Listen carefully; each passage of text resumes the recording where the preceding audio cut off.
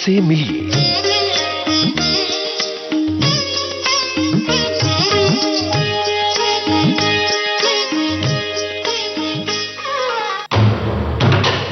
इनसे मिलिए। इस कार्यक्रम में आज आपको सुनवा रहे हैं बैंक ऑफ बड़ौदा के पूर्व general manager, chief vigilance officer Raju Gupta से जयंत पात्रीकर की बातचीत।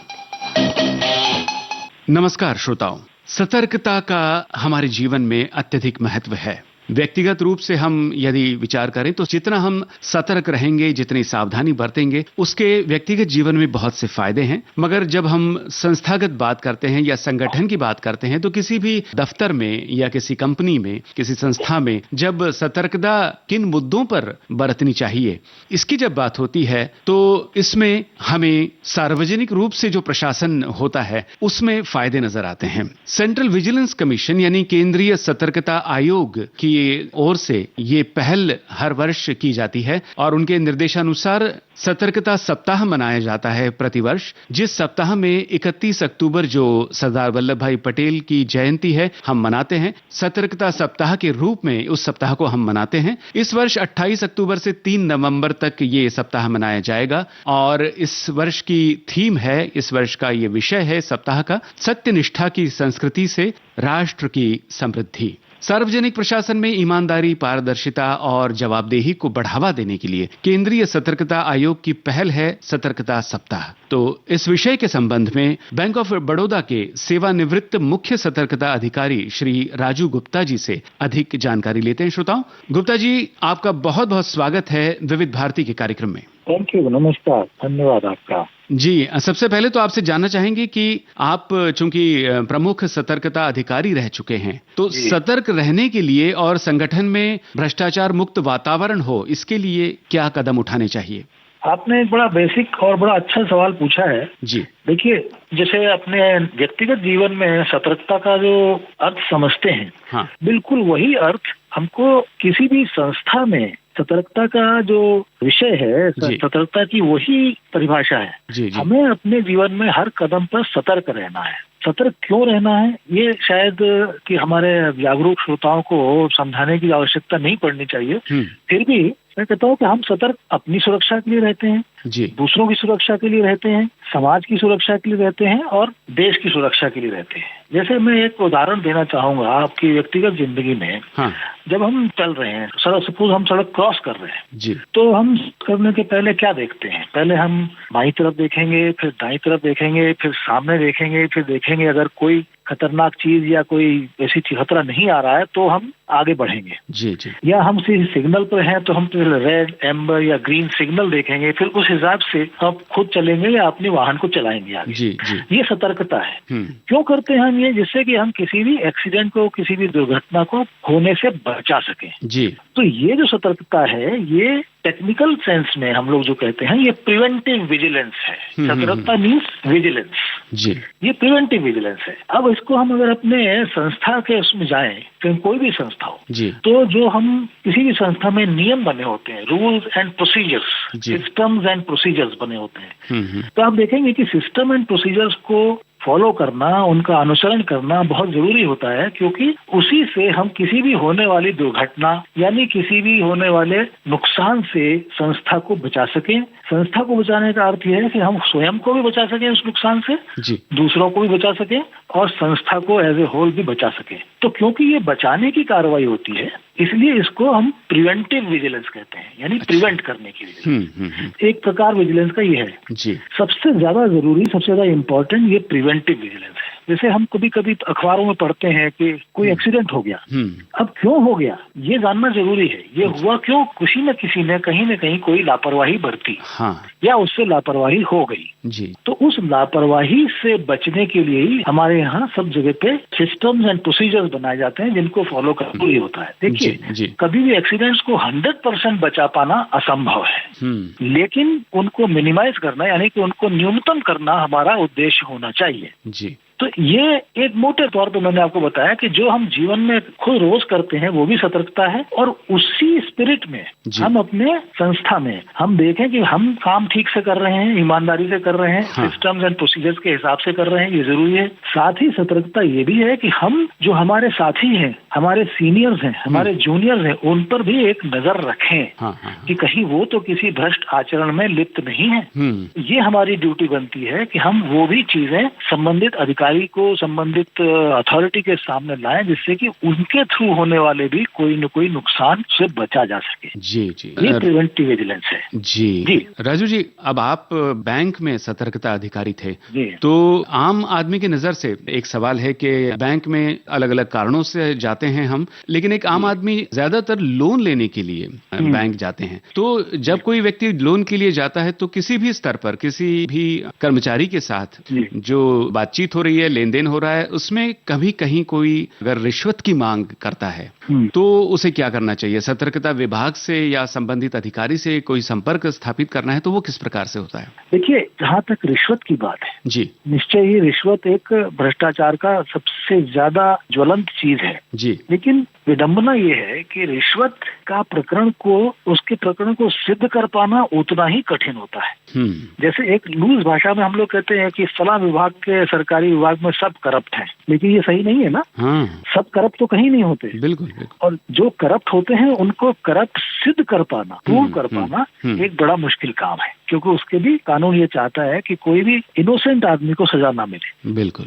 तो रिश्वत के भी संदर्भ में मान लीजिए मैं किसी ब्रांच में गया और मैंने लोन के लिए अप्लाई किया जी, और कोई अधिकारी मुझसे रिश्वत मांगता है, तो सीधी सीधी तो बात यह है कि हमें रिश्वत नहीं देनी है, बिल्कुल, है ना। लेकिन वो नहीं देनी है तो अपनी जगह ठीक हो गया, लेकिन उसके लिए हमको शिकायत करनी चाहिए, क्योंकि यही एक प्रिवेंटिव विजिलेंस है जी। हमारी ड्यूटी बनती है कि हम ना तो रिश्वत दें और ना रिश्वत की परंपरा को आगे बढ़ाएं या उसमें हम अपना योगदान करें रिश्वत दे के, ना चुप बैठे।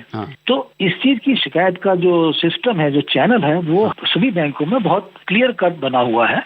जो बेसिक है आपको शिकायत करने के लिए किसी भी शाखा में ये आवश्यक है सरकार की तरफ से, सेंट्रल विजिलेंस कमीशन की तरफ से, कि वहां पर एक नोटिस बोर्ड होना चाहिए पब्लिक के लिए जी, जो कि काफी सिग्निफिकेंटली डिस्प्लेड होता है, अच्छी तरह से प्रदर्शित होता है शाखा के मेन हॉल में जी, कि किसी भी भ्रष्टाचार की शिकायत को आप यहाँ करते हैं, उसमें उस शाखा के कंट्रोलिंग ऑफिस का, यानी कि जो उनका नियंत्रक अधिकारी है, जैसे आम पब्लिक रीजनल मैनेजर या जोनल मैनेजर के नाम से जानती हैं, उसका एड्रेस, उसका नाम, उसका फोन नंबर, ये सब वहाँ पे प्रदर्शित होता है। साथ ही साथ बैंक के मुख्य सतर्कता अधिकारी का डिटेल भी वहाँ पर प्रदर्शित होती है। तो जनरली क्या होता है कि जब वहाँ कोई भी जाता है तो वो उन बोर्ड्स पे ध्यान नहीं देता और तो फिर सोचता है, किसी से पूछता भाई हम इसकी कंप्लेंट कहाँ करें। फिर एक शिकायत ये हो जाती है कि मुझे गाइड नहीं किया, क्योंकि निश्चित है जिसने अगर आपसे ठीक से व्यवहार नहीं किया या जिसने भ्रष्टाचार का कुछ किया है, रिश्वत मांगी है, वो आपको ये जानकारी देने से हिचकिचाएगा, नहीं देगा। वो बोलेगा जाओ जाओ दो, पता कर लो जहाँ जाना है, जबकि वो सूचना वहाँ पर शाखा के हॉल में ही प्रदर्शित होती है जी। अगर नहीं मिले तो इस चीज की ही शिकायत आप फिर से कर सकते हैं कि भाई यहाँ पे ये नोटिस बोर्ड नहीं था। आपको उस शाखा के नियंत्रक अधिकारी की जानकारी तो आपको मिल ही जाएगी। मान लो शाखा प्रबंधक नहीं देता तो कोई न कोई दूसरा दे देगा, अच्छा, या आपको बैंक के वेबसाइट पे भी मिल जाएगा ये जानकारी। अच्छा। तो ये शिकायत या तो आप बैंक के अधिकारी को दे सकते हैं या आप मुख्य सतर्कता अधिकारी को भी ये शिकायत प्रेषित कर सकते हैं जी। तो उस पर यथोचित कार्रवाई अवश्य होती है जी। लेकिन एक चीज है देखिए कि किसी भी शिकायत को करने के समय शिकायतकर्ता को अपनी आइडेंटिटी, अपना नाम, पता ये जरूर देना चाहिए, क्योंकि अगर एनोनिमस कंप्लेंट है या सूडोनिमस कंप्लेंट है, यानी कि जो बिना नाम की कंप्लेंट है या गलत नाम की कंप्लेंट है, उस पर कार्रवाई नहीं की जाएगी। अच्छा। उसके कारण आप खुद समझ सकते हैं सभी लोग कि किसी भी बेनामी शिकायत, जिसे कहते हैं ना बेनामी चीज तो सब बेनामी ही होती है। तो बेनामी शिकायतों पर बैंक या केंद्रीय सतर्कता आयोग या भारत सरकार, इनके ये निर्देश हैं कि ऐसी शिकायतों को इनका कोई संज्ञान नहीं लिया जाएगा। अच्छा। इसलिए जो भी शिकायत करनी है उस पर आपको अपनी आइडेंटिटी दिखानी होगी जी जी। ये शिकायत आप बाई पोस्ट भी कर सकते हैं, बाई ईमेल भी कर सकते हैं जी। आप टेलीफोन से करना चाहें टेलीफोन से भी कर सकते हैं, वो फोन नंबर दिए हैं उन पर आप कर सकते हैं। ये शिकायत ऐसे होगी जी अच्छा बिल्कुल गुप्ता जी, बहुत मोटे तौर पर कम शब्दों में उदाहरण स्वरूप कोई घटना आप बताना चाहें तो? हाँ, मैं दो आपको किस्से सुनाना चाहूंगा। एक तो जो सिद्ध हुआ कि इसमें कुछ दम नहीं था, और दूसरा था कि इसमें था तो क्या हुआ। हाँ। जैसे बहुत सारी शिकायतें हमारे पास ऐसी आती हैं जिनमें कुछ भी कार्रवाई करने योग्य चीज नहीं होती है। मान लीजिए मैं गया और मैंने शाखा प्रबंधक से या किसी कर्मचारी से कहा भाई मुझे लोन चाहिए, और कुछ आपस में कहासुनी हो गई या कुछ उस पर संतुष्टि नहीं हुई तो उन्होंने शिकायत कर दी। अच्छा। कि इन्होंने मुझसे रिश्वत मांगी और मुझे लोन नहीं दिया। अब इसमें कुछ भी वेरीफाई करने लायक मूल रूप से दिखता नहीं। क्या मांगी, कितने की मांगी, कैसे मांगी, कुछ भी नहीं है। तो ऐसी चीजों पर शिकायत पर आगे बढ़ना संभव नहीं हो पाता है। फिर भी उसकी प्रिलिमिनरी इंक्वायरी की जाती है, अगर कुछ होता है तो ठीक है। या शिकायतकर्ता से पूछा जाता है जाके कि भाई बताइए आपको क्या दिया। अब वो कहता है नहीं साहब, मैंने तो, मेरे पास कोई सबूत नहीं है, मैं तो कुछ भी नहीं कह सकता। तो फिर उस पर कुछ हो नहीं सकता। अच्छा सबसे मुश्किल चीज है रिश्वत को सिद्ध करना। तो उसके लिए जो शिकायत करता है उसका साथ देना बड़ा जरूरी है जी। ऐसे अक्सर कई केस आते हैं तो हमें वो शिकायत ड्रॉप करनी पड़ जाती है। कई केसेस में ऐसा हुआ है कि जैसे बैंक में लोन रिश्वत का आया या किसी ने कोई लोन दे दिया और वो लोन में रिश्वत की बात नहीं आई, लेकिन लोन बाद में खराब हो गया, जैसे हम लोग कहते हैं एनपीए हो गया। अच्छा। अब कोई भी जब अकाउंट एनपीए होता है तो उसके लिए किसकी अकाउंटेबिलिटी है, उसकी जवाबदेही किसकी है, ये निर्धारित किया जाता है। उसके लिए एक प्रक्रिया है। उसमें अगर ये आया कि भाई ये लोन इसलिए खराब हुआ कि इसमें फला शाखा प्रबंधक ने या इस अधिकारी ने यहाँ लापरवाही बरती, उसने किसी ऋणग्राही था जो बोरोवर था उसको गलत फायदा दिया। गलत फायदा कब देगा? जब कुछ उसमें उसका गलत इंटेंशन होगा कि भाई उसने कहा कि ठीक है आपकी प्रॉपर्टी तो 2 करोड़ की है, मैं आपको 4 करोड़ का लोन चाहिए, मैं इसकी प्रॉपर्टी की वैल्यूएशन 6 करोड़ की दिखवा देता हूँ, आप मुझे 20 लाख दे दीजिए। अब यहाँ शिकायत भी नहीं हुई है कोई, क्योंकि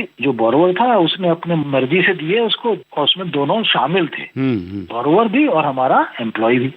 तो ऐसी चीज अगर सिद्ध होती है तो ऐसे केसेस में उन एम्प्लॉयज को एक तो क्रिमिनल एक्शन के लिए भी दे दिया जाता है, दूसरा उनकी नौकरी भी खत्म हो जाती है, उनका डिसमिसल भी हो जाता है, या अगर छोटी चीजें हैं तो उसमें उनका पे स्केल कम हो जाता है, या उनका आगे इंक्रीमेंट को रोक दिया जाता है 3 साल के लिए, 5 साल के लिए, उनके प्रमोशन रोक दिए जाते हैं, उनको ट्रांसफर किया जाता है ऐसी जगहों पर जहाँ पे कोई वो फाइनेंशियल डिसीजन ना ले सके। ये विभिन्न प्रकार के पनिशमेंट्स हैं जो किसी भी कृत्य की उसकी सीरियसनेस, उसके ऊपर जो उसमें जो इंटेंशन है उसको देखते हुए वो दे दिए जाते हैं जी। एक डिफरेंस है कि जहाँ क्रिमिनल कोई चीज एंगल इन्वॉल्व है, बैंक का जो इंडिविजुअल डिसिप्लिनरी एक्शन है वो क्रिमिनल एस्पेक्ट को नहीं देखता, क्योंकि क्रिमिनल एस्पेक्ट जैसे उसने रिश्वत मांगी तो उसके पीछे क्रिमिनलिटी क्या है, या उसने चोरी की या उसने ये किया, तो उसमें जो क्रिमिनल एंगल है उसको पुलिस देखेगी या सीबीआई देखेगी और कोर्ट देखेगा, कोर्ट के थ्रू उसको सजा होगी, जेल दी जाएगी या कुछ दिया जाएगा। बैंक के अपने प्रोसेस में, अपने डिसिप्लिनरी प्रोसीडिंग में ये सब चीजें नहीं होती है। वहाँ उसके खिलाफ बैंक के जो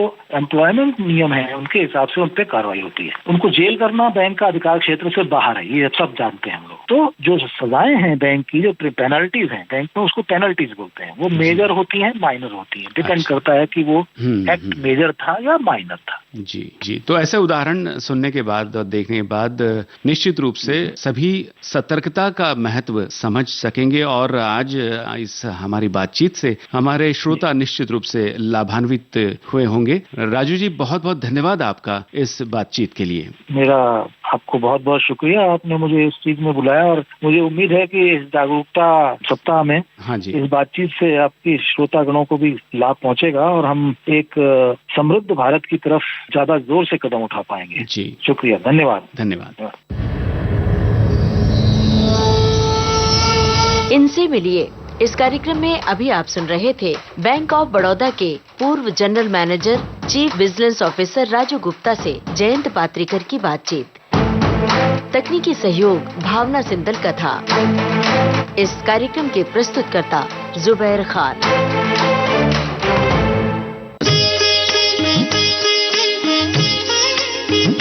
इनसे मिलिए।